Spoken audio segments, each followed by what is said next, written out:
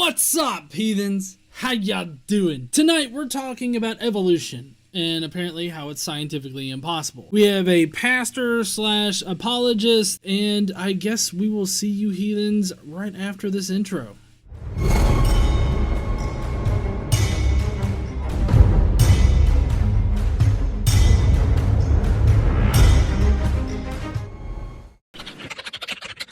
No, it doesn't. Specified fucking complexity.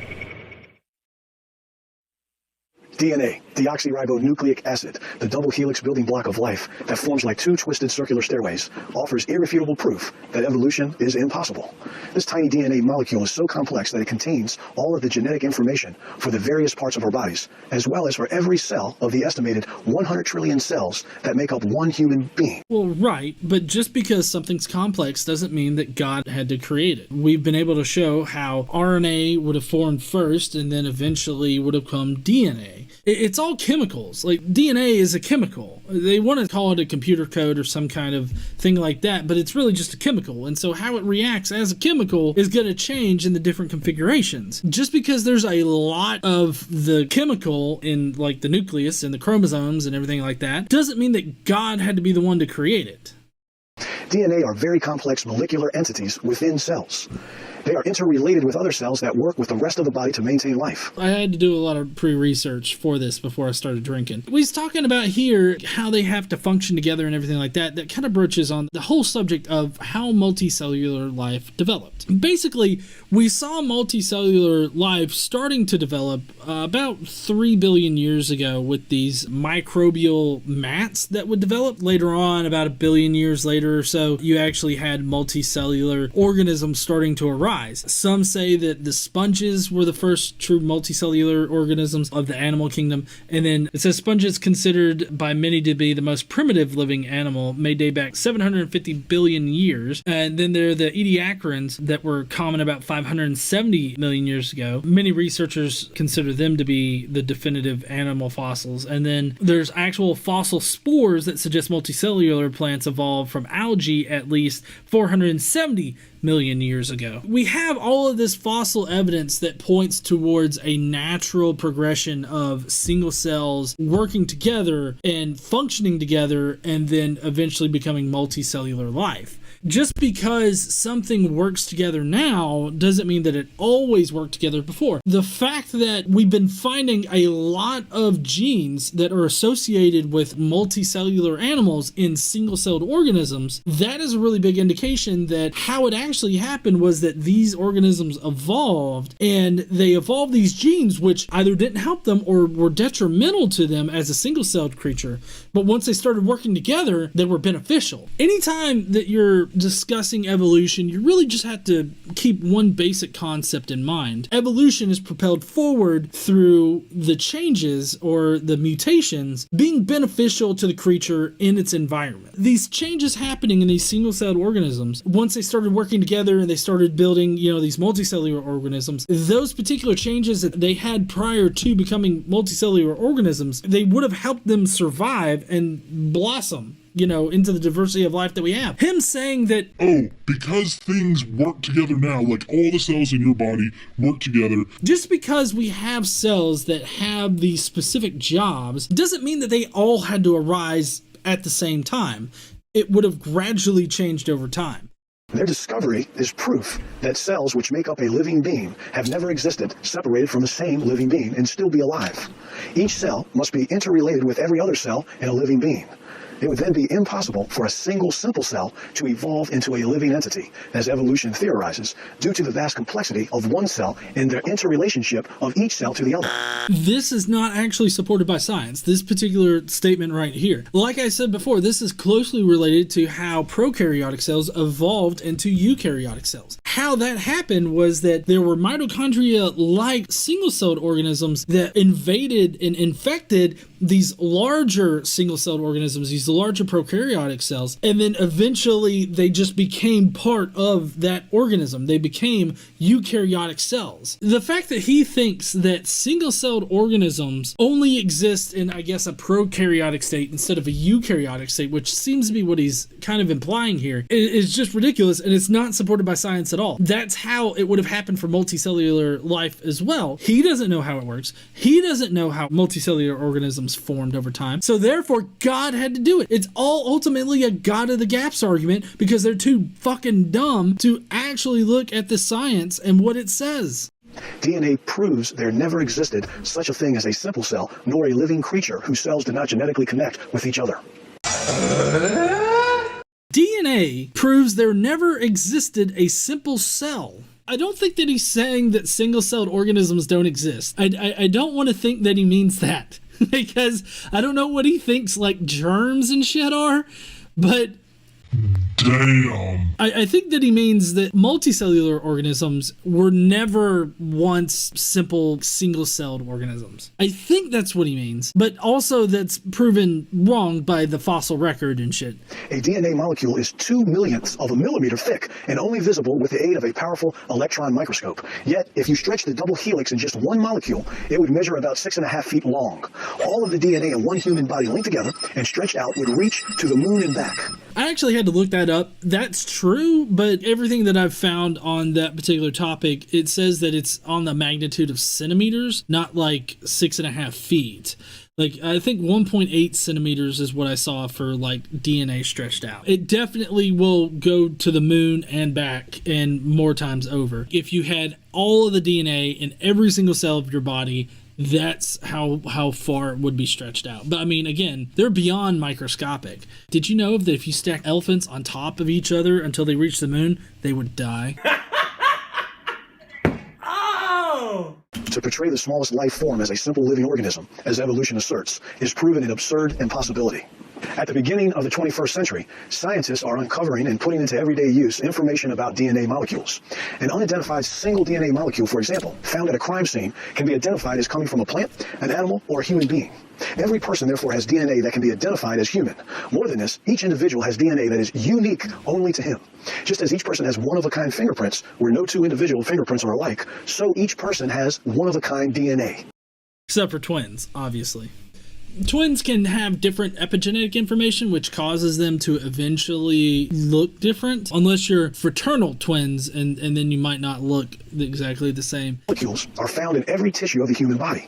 A person's DNA are found in his blood, as well as his skin, his saliva, his hair, everything. Did you guys know that you have unique DNA and therefore God had to create you? Holy shit, God had to create us because we all have unique DNA. That whole entire statement just shows how much he doesn't know about DNA. Obviously, everybody's going to have different DNA except for those that are like identical. It's just so fucking crazy. DNA profiling can identify one person exclusively from all other people on the face of the earth. Human DNA molecules are very stable and can withstand significant environmental challenges, which enables forensic scientists to obtain identifying information from very old biological evidence. These reasons are why DNA profiling is a vital component in criminal investigations, enabling the police to not only arrest the guilty, but release the innocent.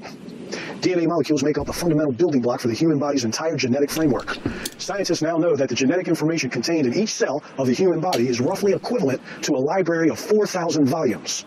If we multiply that by between 100 trillion cells, we can begin to appreciate the vast complexity of a single human being. Good for fucking us, I guess. A lot of pseudoscientific ideas, I'm not going to call them theories, a lot of them play the big numbers game, right? Oh look, this has a really big number, therefore it either is impossible or had to be done by a creator. But creationists even do it with evolution because it's like, there's such a low probability of life arising naturally. Like, it's such a huge number. 3 to the 930, 3 to the 934th power, 3 to the 34th. Basically, they're just playing a big number game, and they're saying, look at these big numbers. You see how big the numbers are? They seem pretty ridiculous, huh? And pretty impossible. That means that they are impossible. According to molecular biologist Michael Denton, each cell consists of genetic information that contains, quote, artificial languages and their decoding systems, memory banks for information storage and retrieval, elegant control systems regulating the automated assembly of parts and components, error, fail-safe, and proofreading devices utilized for quality control, assembly processes involving the principle of prefabrication and modular construction, and a capacity of replicating its entire structure within a matter of a few hours, end quote. Michael Denton is a intelligent design proponent. All of that shit does not matter when it comes to evolutionary theory. Basically, he's saying, hey, look at this complex system. Complex systems don't arise naturally, therefore God had to be the one to do it. Still, just boils down to a God of the gaps argument. God had to do this because we don't know how it was done naturally. So therefore God. And that's what every single creationist argument boils down to. Any quote like this right here boils down to, oh, we don't understand, therefore God. Structure within a matter of a few hours, end quote. Arthur Lee Strobel wrote, quote, the 6 feet of DNA coiled inside every one of our body's 100 trillion cells contains a 4-letter chemical alphabet that spells out precise assembly instructions for all the proteins from which our bodies are made. No hypothesis has come close to explain how information got into biological matter by naturalistic means. First of all, bringing Lee Strobel up for anything, I guess, other than the resurrection, I feel is just laughable. I mean, he's already pretty laughable when it comes to the resurrection shit.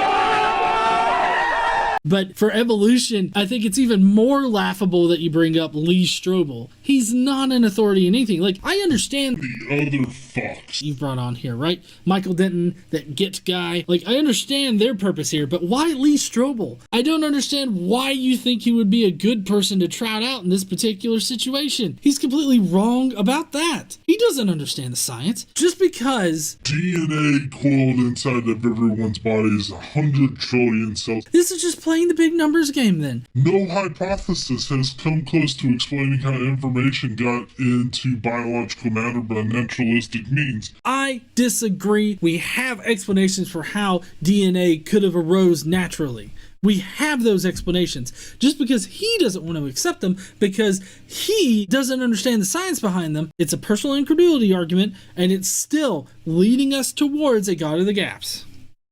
The impact of DNA on the evolution theory was concisely given by Spencer Lampiris. Quote, the belief that various amino acids accidentally got together in primordial slime and somehow formed a single cell is typical of a movement justifying a failed theory in the hope to ensnare others to live as if God does not exist. I like the random quote here from somebody, because he's an all-American football player, Army veteran, firefighter, captain.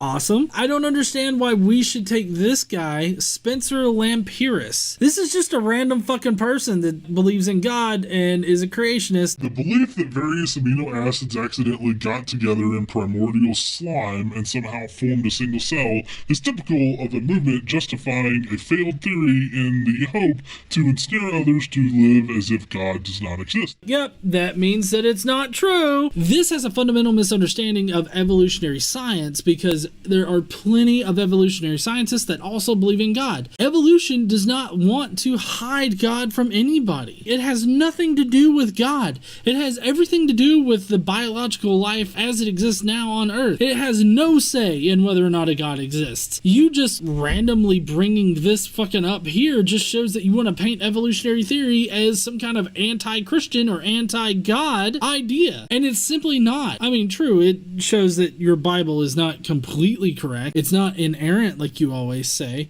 This significant discovery with its subsequent findings completely destroys evolution and all so-called neo-Darwinian, godless theories of the creation of the world.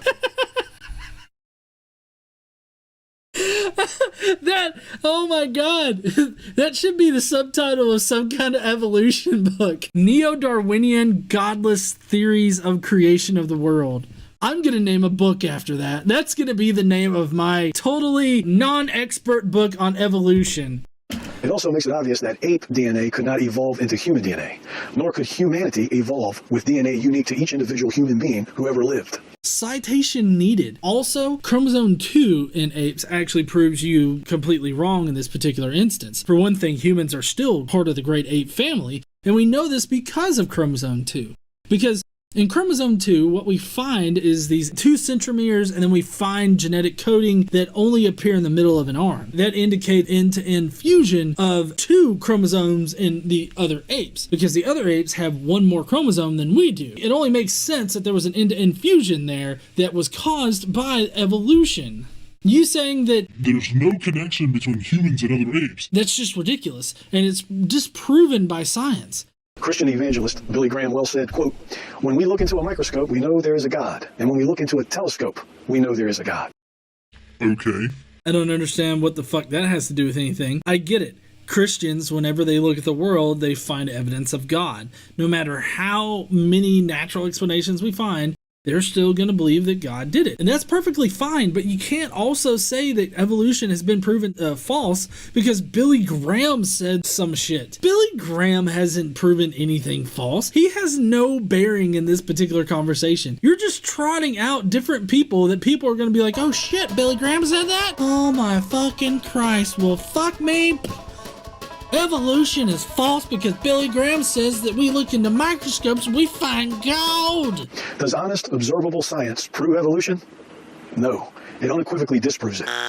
Scientific evidence definitely proves evolution to be an actual thing. I would need citations. DNA is not a proof against evolution. So, I mean, you still have a lot of work ahead of yourself here. Despite being aware of specified complexity, irreducible complexity, and the complexity of DNA molecules, the reason given by evolutionary scientists for the creation of the universe, the Earth, and life itself is the Big Bang Theory and billions of years of undirected, random evolution.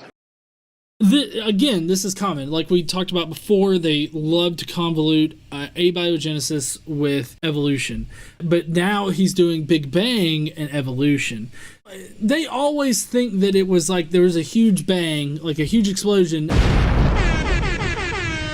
weed every day.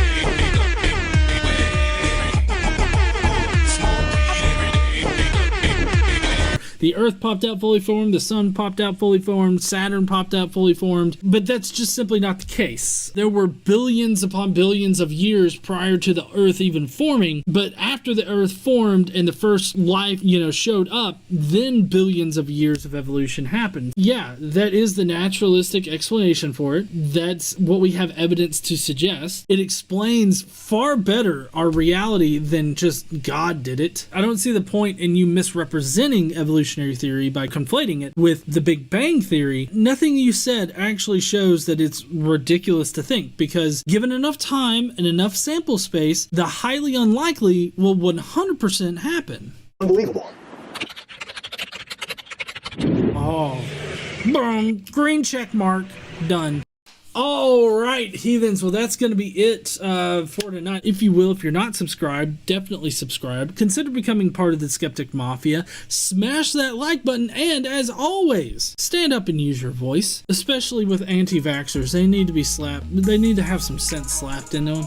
Hold on. The lawyers are telling me don't actually assault anybody because that might get us sued or something. I don't know. Anyways, I will see you heathens later.